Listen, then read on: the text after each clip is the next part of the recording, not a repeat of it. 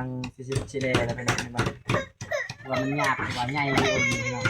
เพราะว่าลูกมัน4โตเนาะตอนใดเย็นนี้เนาะครับว่าบ่ตาย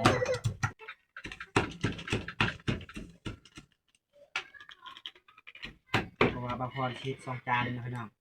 แดงมันกำเลยบ่มันดูกันนะ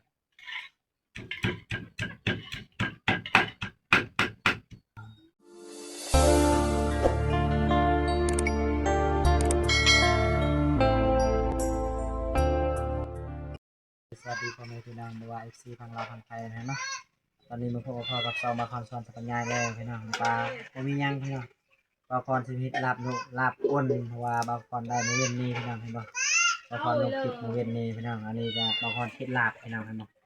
ลาบใส่กับปีกล้วยพี่น้องเพราะว่ามันเสพพี่น้องมันเข้ากันนะเนาะเอาไปติดตามกันนะพี่น้องประมาณ1 นาทีแม่ที่ไว้เห็นตัดเลยครับมือกองกับน้องทรายพี่น้องนี่มือกองใส่พริกแล้วนะ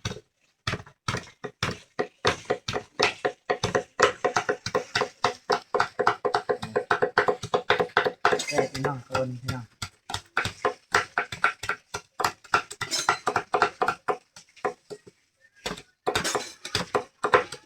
เพราะว่าคุดโมเป็นเลยพี่น้องเลิกเลยพี่น้องประมาณ5 เมตรพี่น้อง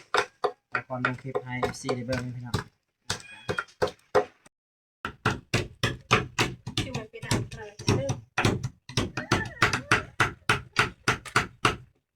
กำลังสิเลแล้วพี่น้องเห็นบ่ว่ามันยากว่าใหญ่ดีพี่น้องเพราะว่าลูกมัน4โตเนาะตอนใดเย็นนี้เนาะครับว่าบ่ตายมาซาวพี่น้องบรรยากาศยามแดงตอนนี้ก็เวลาใช่ไหมครับเวลาประมาณ5 โมงพี่น้องประมาณนั้นเลยอันนี้บรรยากาศเพื่อนลุงพี่น้องเพราะว่าเฮ็ดลาบเหมือนกันพี่น้องลาบแดงเนาะ3-4ข้าวเฮ็ดแดงแล้วก็ซุปใส่ปีกล้วยพี่น้องเพราะว่าให้มันลายๆนิดนึงพี่น้องเพราะว่าเอาเองน้องกายเว้นนี้พี่น้องก็เลยขุดอ้นพี่น้องจากสักเอาให้แล้วตอนเที่ยงเราก็มีขุดอ้นแบ่งกันอยู่นะครับ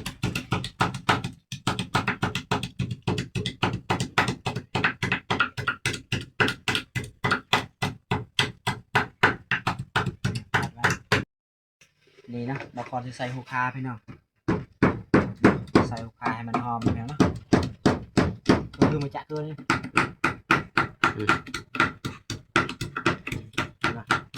ใส่หูคาแล้วกับปีกล้วยพี่น้องเพราะว่าให้มันลายๆนะครับเนาะผักใส่ปีกล้วยพี่น้องเซฟแน่นอนพี่น้องเพราะว่าคือกันกับลาบหมูเนาะลาบอ่อนพี่น้องลาบหมูลาบนะครับก็คือลาบจอนๆพี่น้องจอนเพราะว่าใส่มันลายๆพี่น้องว่าสิเบงเป็นพี่น้องนะเพราะว่าเป็นคนทำกันดีนะ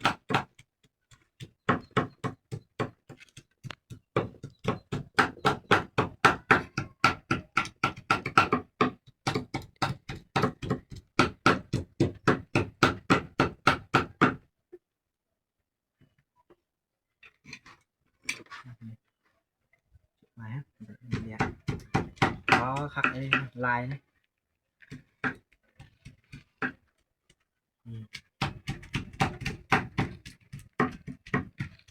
ใส่ปีกล้วยลายๆพี่น้องเป็นแสบพี่น้อง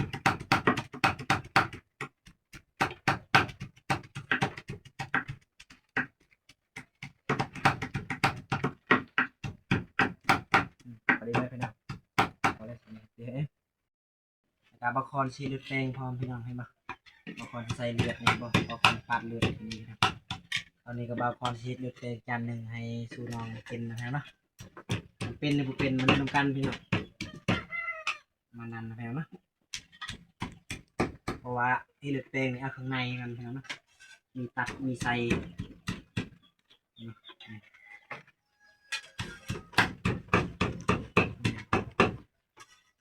อร่อยมากพี่น้อง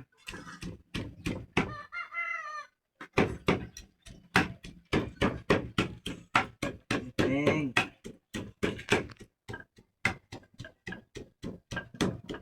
หวานจ้าเลยนี่จ้ะไม่จ้ะนะ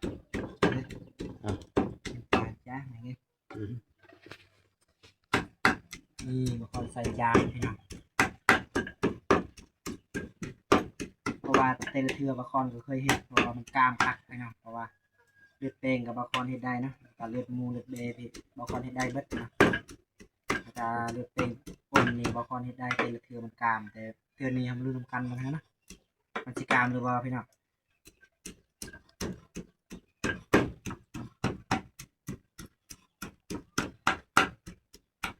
พัดไปพี่น้องเนาะว่าเป็นยังไงมันสิกล้ามหรือว่าบาคอนมันปรุงพี่น้องจะได้บาคอนชุดลาดอีกนะมานั้นนะ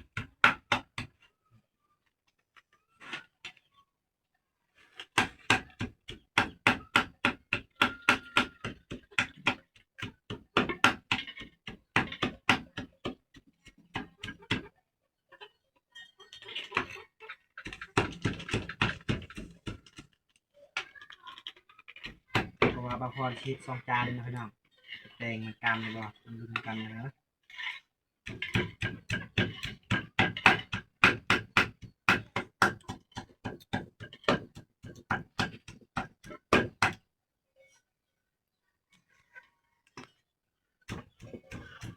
บาคอนเติมน้ำนะประมาณน้ำหน่อยนึงนะ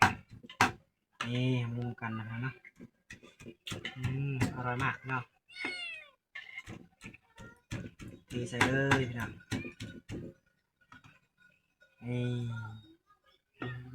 นี่นะนี่นะทำรวมกันในการดูการนะครับเนาะ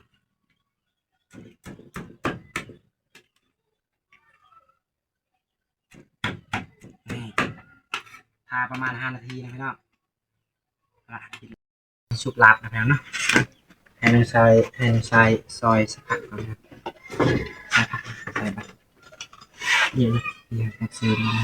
เลย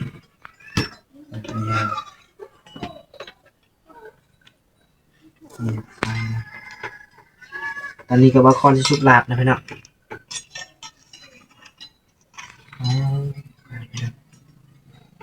ทาอีกหน่อยนึงแล้วเนาะการดูการนะ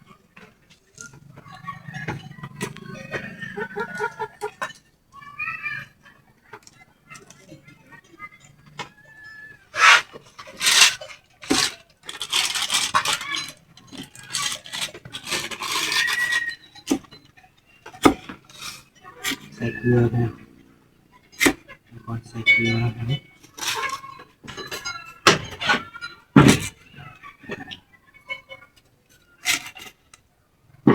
ใส่มะเขือนะครับใส่มะเขือนะจะใส่เต็มเลยรสดีขนมเหมือนกันครับนี่นะมีตุกนะครับรสดีนะ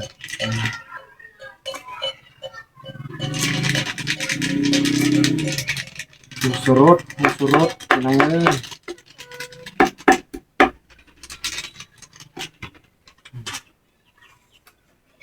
ใส่น้ำนะใส่ต้มมานะ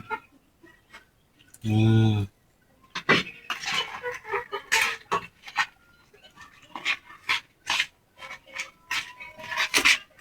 ลายเลยพี่น้องครึ่งที่3เลยพี่น้องให้หมดปักเลยพี่น้องว่าใส่กะปิกล้วยนะพี่น้องคอนซอยใส่ปี1 ปีพี่น้องคอนใส่ด้วย